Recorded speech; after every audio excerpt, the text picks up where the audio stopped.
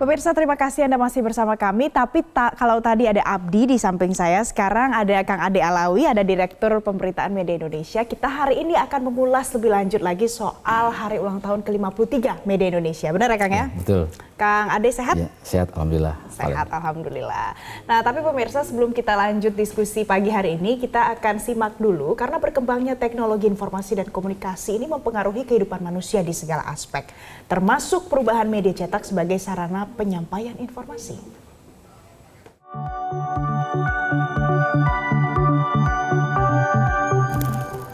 Perkembangan teknologi informasi dan komunikasi membuat semua hal menjadi mudah. Pesatnya perkembangan teknologi ini turut berpengaruh terhadap media cetak yang saat ini sedang mengalami fenomena media shutdown atau matinya media cetak. Dalam beberapa tahun terakhir, banyak media cetak terpaksa menutup medianya. Selain itu, penggunaan internet juga telah memberi dampak terhadap kehidupan masyarakat. Internet seolah menjadi kebutuhan primer manusia yang memenuhi hampir seluruh ruang kehidupan, baik hal paling sederhana hingga hal penting dapat dikerjakan dengan bantuan internet. Melihat situasi ini, maka penting bagi media cetak untuk berinovasi dan bertransformasi ke era digital agar tetap bertahan. Direktur Utama Media Indonesia, Gaudensius Suhardi menyampaikan, besar harapan bagi media cetak, khususnya media Indonesia, untuk tetap bertahan dan mampu terus membuat perubahan. Ya, tentu kita berharap media Indonesia tetap bertahan karena yang paling penting bagi media cetak sekarang itu kan bagaimana melawan kematian. Tentu dengan meningkatkan profesionalisme pada kesempatan pertama, yang kedua itu pada tingkat bisnisnya. Yang dilakukan oleh media Indonesia itu pada 3 hal. Yang pertama itu memperkuat kedalaman, yang kedua itu ketajaman, yang ketiga itu kejenakaannya. Sebagai alat penyampaian informasi, media cetak Media Indonesia juga turut melakukan inovasi dan bertransformasi guna mengadaptasi perubahan agar tetap berdiri kokoh sebagai referensi bangsa. Yang pasti, jurnalisme itu abadi ya, dia tidak akan mati. Platformnya yang akan berubah, tetapi bagi media Indonesia, cetak itu adalah sebuah peradaban yang harus dijaga keberlangsungannya, sehingga walaupun dia masuk ke digital, cetak tidak akan ditinggalkan. Tentu media Indonesia dengan segenap tenaga juga masuk ke dalam apa yang disebut dengan jurnalisme baru. Dari Jakarta, Bianca Angelina Gendis, Abi Kurniawan, Media Group Network. Pemirsa, jika berbicara mengenai perkembangan teknologi dan informasi di era digital, tidak akan lepas dari perkembangan media cetak. Dengan kemampuan beradaptasi, media Indonesia masih tetap berdiri hingga hari ini. Dalam rangka hari ulang tahun ke-53 Media Indonesia, kita akan bahas selengkapnya bersama Direktur Pemberitaan Media Indonesia, Ade Alawi. Kang Ade, kita akan membahas tentang media Indonesia sebagai media cetak. Apa alasannya anak muda masih harus membaca koran sampai hari ini? Ya, koran ini memiliki kelebihan ya. Dia berkedalaman, kemudian memberikan informasi yang lengkap dan berimbang. Juga koran juga memiliki perspektif ya. Ini karena sangat penting sekali ya, berbeda dengan media sosial ya. Karena kalau media sosial ini kan one side ya, meskipun media sosial banyak orang mengatakan sebagai pilar kelima dari demokrasi. Tetapi tampaknya kita melihat bahwa media mainstream ya, seperti media Indonesia ini masih memiliki peran ya sebagai pilar keempat dari demokrasi ya, setelah yudikatif, eksekutif.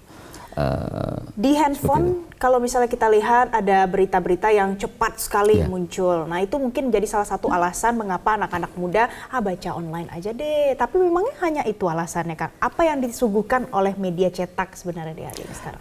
Kita media Indonesia tidak hanya menghadirkan berita-berita terkini ya, tetapi di dalamnya juga ada beberapa tulisan ataupun sosok-sosok yang anak-anak muda, milenial, Gen Z, seringkali kita munculkan yang bisa memberikan inspirasi. Jadi ketika anak muda membaca media Indonesia, dia tidak hanya membaca berita-berita up to date ya, tetapi juga ada beberapa sosok-sosok yang memang kita hadirkan sehingga menjadi sebuah inspirasi bagi anak muda yang lainnya. Seperti itu. Dan media Indonesia juga bisa dinikmati. Kita seiring dengan revolusi 4.0, era digital, kita juga tidak ingin terdisrupsi. Kita sebarkan informasi yang kita muat di media cetak, meskipun pendek-pendek ya, itu ke media sosial. Intinya agar media Indonesia ini tetap tidak berjarak ya dengan kemajuan teknologi, dengan pola konsumsi media hari ini. Pola konsumsi apa yang kemudian hari ini berubah? Mungkin kalau dulu jenis-jenis beritanya yang dimuat di dalam koran seperti apa, yang sekarang sudah menyesuaikan dengan perkembangan anak-anak sekarang apa, Kang Ade? Kalau kita lihat dari berbagai penelitian misalnya dari Reuters Institute, sekitar 60-70% orang membaca, terutama kalangan Gen Z dan milenial, ini membaca berita dari gadget ya, dari gawai mereka. Nah, terkait dengan pola konsumsi yang berubah saat ini, termasuk juga di kalangan anak muda, kita juga menyesuaikan diri di situ. Kita mengadakan media extension, kita perluasan ke media digital, ke media sosial seperti itu. Dan pada akhirnya kita juga ingin menggiring anak-anak muda tidak hanya menikmati bacaan ya, suguhan informasi dari media digital ataupun media sosial, kita tarik mereka untuk membaca selengkapnya di media Indonesia seperti itu. Mengapa perlu penting sekali membaca selengkapnya ini? Karena kan sekarang kita tahu ada hoax di mana-mana, berita yang tidak berimbang. Mengapa, Kang? Ya, saya kira tugas yang paling penting ya dari media mainstream, termasuk juga media Indonesia, ini adalah sebagai clearing house ya, sebagai rumah penjernih dari berbagai informasi yang berseliweran ya, semburan informasi dahsyat sekali. Kita dihadapi dengan berbagai informasi yang kita juga tidak tahu kebenarannya. Ada kalanya juga mereka comot sana comot sini tanpa menuliskan sumbernya. Tetapi media Indonesia hadir memberikan informasi yang pasti, yang kredibel, informasi yang memang dari sumbernya langsung. Kita tidak mencomot dari media-media sosial, tetapi kita betul-betul dari sumbernya langsung. Kita melakukan verifikasi di lapangan, kita bertemu narasumber, kita bertemu dengan fakta di lapangan. Nah, inilah yang saya kira mengapa media Indonesia itu harus dibaca. Memang kita akui bahwa sekarang ini media cetak itu mengalami senjakala, tapi kita tidak ingin memasuki jurang kematian. Kita berusaha keras untuk bagaimana secara inovasi, baik itu konten ataupun produk, juga diversifikasi usaha bisnis yang kita hadirkan, yang kita kembangkan. Inilah sampai hari ini Indonesia alhamdulillah masih bertahan, dan kami tidak ingin bertahan. Kami tidak ingin bertahan saja, tapi juga ingin berkembang dan bisa mempengaruhi publik seperti Jadi itu. tidak bisa kita pungkiri kalau masa senja mungkin di depan mata ada beberapa media cetak lain yang pada akhirnya memutuskan untuk sudah saja. Apa yang bisa dipastikan kalau media Indonesia ini pasti akan terus berlanjut, berkembang dan berkarya terus? Ya, kita yakin bahwa karena yang dibangun oleh media Indonesia adalah sebuah ekosistem ya. Kami berekosistem dengan yang namanya Media Group Network. Ini adalah payung besar kami. Nah, kekuatan yang ada di Media Group Network ini kan saling melengkapi, kemudian saling memberi isi, dan saling mensupport, saling mendukung. Inilah jadi eksistensi dari media Indonesia itu tidak lepas juga dari Media Group Network. Di situ ada Metro TV, kemudian juga ada Medcom, ada Lampu Pos, dan elemen-elemen lain, ada media digital hub misalnya sekarang ini. Nah, inilah yang membuat media Indonesia sampai sekarang ini bisa bertahan, dan lebih mudah dijual ke masyarakat luas seperti itu. Jadi pendekatannya dilakukan macam-macam ya, Kang, Betul, ternyata. Nah, salah satunya media Indonesia punya rubrikasi tematik. Ini apa sebenarnya dan apa yang sudah diselenggarakan sejauh ini?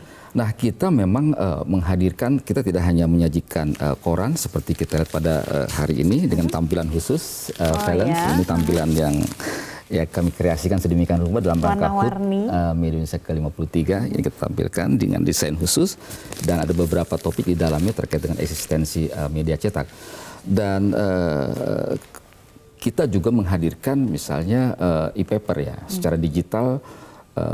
Jadi kalau misalnya media cetak ini kita cetak jam 2, kemudian bisa terdistribusi misalnya jam 4 atau habis subuh gitu. Tetapi ketika misalnya sudah close mau cetak jam 2, pembaca di mana saja berada di berbagai belahan dunia itu bisa membaca langsung Media Indonesia edisi e-paper, edisi digital.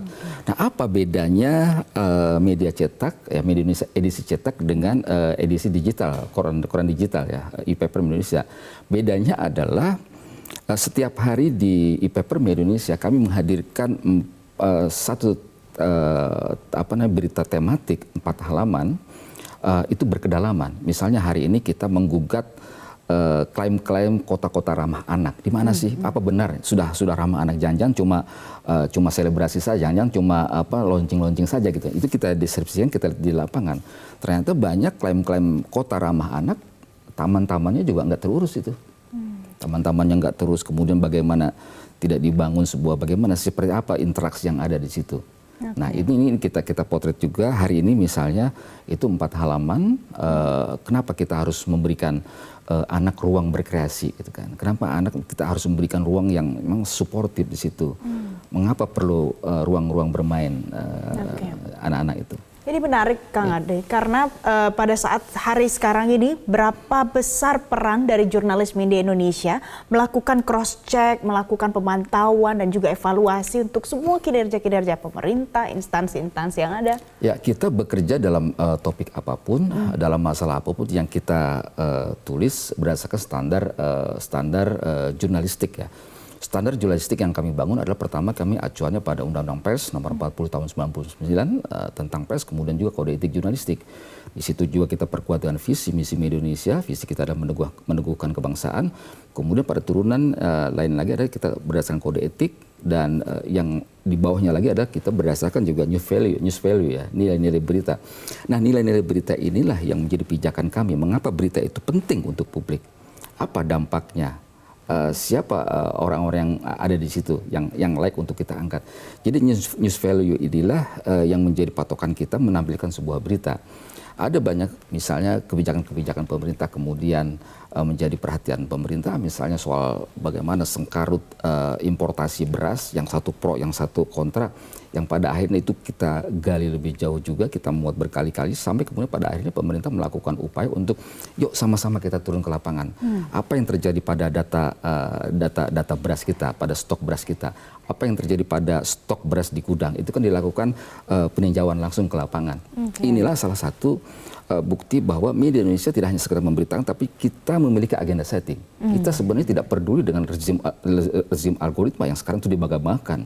Tetapi kita ingin bekerja sesuai dengan agenda setting. Kita punya punya visi misi, kita punya perspektif. Ketika kita mengangkat suatu berita, maka berita ini harus tuntas. Seperti itu. Jadi ini yang menjadi pembeda antara media Indonesia, media cetak dengan media-media lain yang mungkin hanya comot-comot sedikit, tapi memang juga sama-sama punya kaidah jurnalistik begitu ya Kang Ade ya. Nah pemirsa, banyaknya sumber informasi di era modern saat ini, masyarakat memang mengaku lebih banyak memperoleh berita dan informasi dari media online. Selain karena mudah diakses, media online juga menjadi pilihan masyarakat karena cepat dalam menyebarluaskan berita. Kita akan dengarkan apa tanggapan dari masyarakat berikut ini.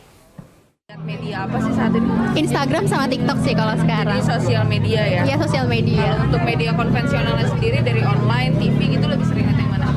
Mungkin ini kali ya, website dari salah satu, mungkin kayak dari Google, misalkan aku nyari berita apa, itu biasanya dari situ sih, jadi nggak tergantung dari website. Berarti apa. Media online ya? Iya. Harapannya gimana sih sama media saat ini? Sebenarnya kalau sekarang itu aku pengennya lebih disaring lagi ya, kalau misalnya tentang hoax dan segala macamnya itu, karena banyak banget dan itu ngaruhnya banyak banget juga buat masyarakat yang lain.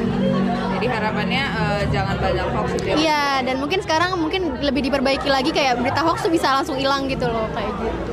Thank you. Online atau Konvensionalnya aku lebih ke TV jarang, tapi lebih ke internet gitu. internet media online? Iya, Ada betul. harapan tersendiri nggak sih sama media-media saat ini? Untuk harapannya itu aku berharap sih setiap media itu lebih ke memberikan sebuah etika dalam memberitakan berita gitu. Jadi biar masyarakat juga tidak terikut dengan hoax ataupun apa. Nah, Kang Ade, itu tadi adalah tanggapan dari beberapa orang yang menyampaikan pendapatnya mengapa sebenarnya lebih enak pakai media online. Media Indonesia juga punya online-nya. Jadi bagaimana pada saat masyarakat ingin menentukan, oh hari ini online saja, oh hari ini baca koran? Ya, kami memberikan pilihan-pilihan kepada pembaca ya. Jadi kalau mau berita yang berkedalaman ya bacanya media Indonesia cetak. Tetapi kalau beritanya yang terus bergulir, berita-berita current isu misalnya, itu ada di media online. Kami di media Indonesia online juga atau mediaindonesia.com namanya, kita terus misalnya informasi soal berita persidangan Sambo misalnya itu kita update terus. Nah ini juga saya kira sangat penting ya. Jadi jangan sampai kemudian pembaca yang menginginkan berita-berita terkini itu tidak mendapatkan suguhan dari media Indonesia. Ini kita suguhkan di mediaindonesia.com. Nah ini saya kira ini saling mengisi bagaimana eksistensi media Indonesia ini terjaga juga. Ini tidak hanya di media cetak, tapi juga dari media online juga kita juga cukup kencang juga dengan berbagai isu. Selain berita-berita yang sifatnya current, berita-berita terkini di Indonesia.com juga itu hadir namanya berita-berita yang sifatnya green content ya. Green content ini kan sangat menarik, meskipun beritanya sudah sangat lawas, tetapi ketika bicara tentang tips, kemudian tentang trik misalnya, ini kan sangat penting sekali. Orang kadang-kadang misalnya ketemu misalnya menjelang tahun baru apa sih yang dipersiapkan? Nah 5 hal yang perlu disiapkan ketika liburan tahun baru misalnya. Itu kan meskipun lawas tapi kan menarik ya kan? Perlu gitu. Timeless dan dia benar-benar berdampak penting untuk masyarakat yang membaca. Nah gitu ini kita perbanyak juga di media Oke, online. baik. Terima kasih Kang Ade Alawi, Direktur Pemberitaan Media Indonesia sudah bergabung bersama kami pagi hari ini. Mudah-mudahan di hari ulang tahun ke-53 Media Indonesia ini semakin jaya ke depannya. Terima kasih Kang Ade. Terima kasih Valen.